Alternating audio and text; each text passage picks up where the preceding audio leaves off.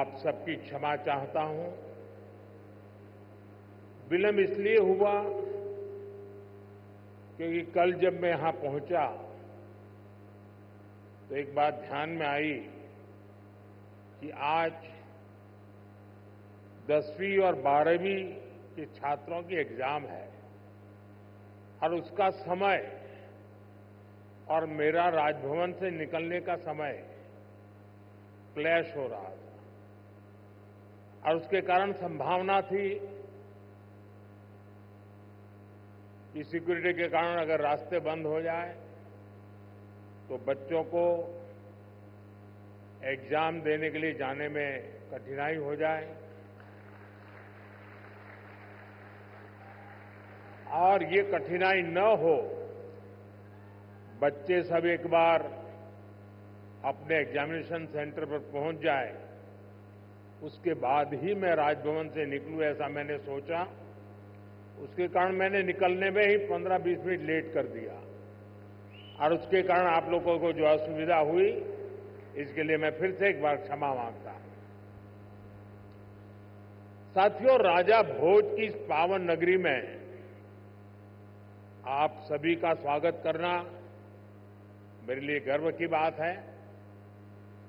यहां इंडस्ट्री से विभिन्न सेक्टर्स के अनेक साथी आए हुए हैं। विकसित मध्य प्रदेश से विकसित भारत की यात्रा में आज का ये कार्यक्रम बहुत ही अहम है। इस भव्य आयोजन के लिए मैं मोहन जी और उनकी पूरी टीम को बहुत बहुत बधाई देता हूं। साथियों, भारत के इतिहास में ऐसा अवसर पहली बार आया है जब पूरी दुनिया भारत के लिए इतनी ऑप्टिमिस्टिक है। पूरी दुनिया में चाहे सामान्य जन हो, अर्थनीति के एक्सपर्ट हो, विभिन्न देश हो या फिर इंस्टीट्यूशन, सभी को भारत से बहुत आशाएं हैं। पिछले कुछ हफ्तों में जो कमेंट्स आए हैं वो भारत में हर इन्वेस्टर का उत्साह बढ़ाने वाले हैं। कुछ दिन पहले ही वर्ल्ड बैंक ने कहा है भारत आने वाले सालों में ऐसे ही दुनिया की फास्टेस्ट ग्रोइंग इकोनॉमी बना रहेगा। ओईसीडी के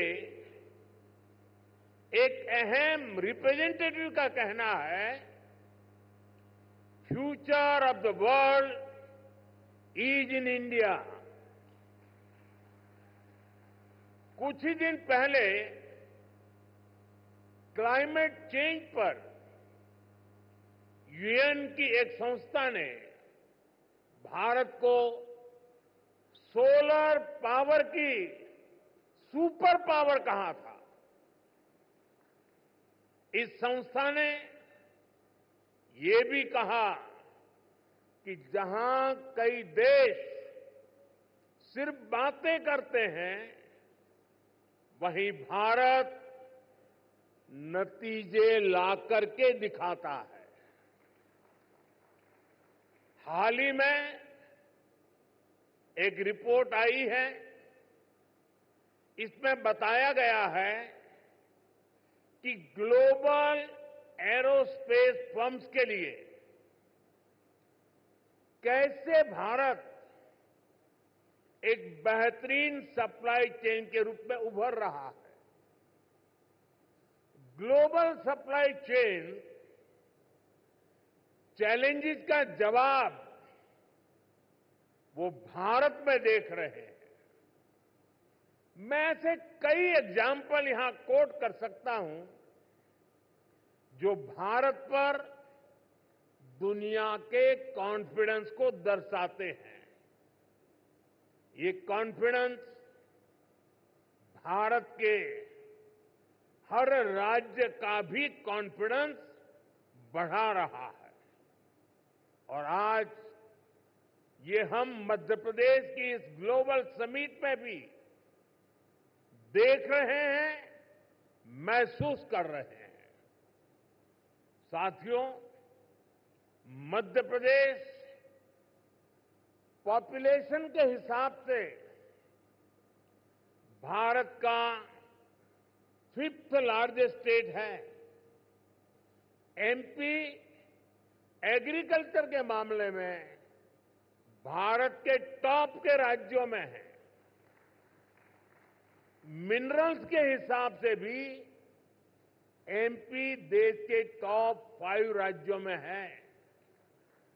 एमपी को जीवनदायिनी मां नर्मदा का आशीर्वाद भी प्राप्त है। एमपी में हर वो संभावना है, हर वो पोटेंशियल है जो एमपी को जीडीपी के हिसाब से भी देश के टॉप 5 राज्यों में ला सकता है। साथियों, बीते 2 दशकों में मध्य प्रदेश ने ट्रांसफॉर्मेशंस का नया दौर देखा है। एक समय था जब यहां बिजली, पानी की बहुत सारी दिक्कतें थी। लॉ एंड ऑर्डर की स्थिति तो और भी खराब थी। ऐसे हालत में यहां इंडस्ट्री का विकास बहुत मुश्किल था। बीते 2 दशक में, 20 साल में मध्य प्रदेश के लोगों के सपोर्ट से यहां की बीजेपी सरकार ने गवर्नेंस पर फोकस किया। 2 दशक पहले तक लोग एमपी में निवेश करने से डरते थे। आज एमपी इन्वेस्टमेंट के लिए देश के राज्यों से सब राज्यों में टॉप के राज्यों में उसने अपना स्थान बना लिया है। जिस एमपी में कभी खराब सड़कों के कारण बसें तक प्रॉपर नहीं चल पाती थी, वो आज भारत की ईवी रिवॉल्यूशन के लीडिंग स्टेट्स में से एक है। जनवरी 2025 तक करीब 2 लाख इलेक्ट्रिक व्हीकल एमपी में रजिस्टर हुए हैं।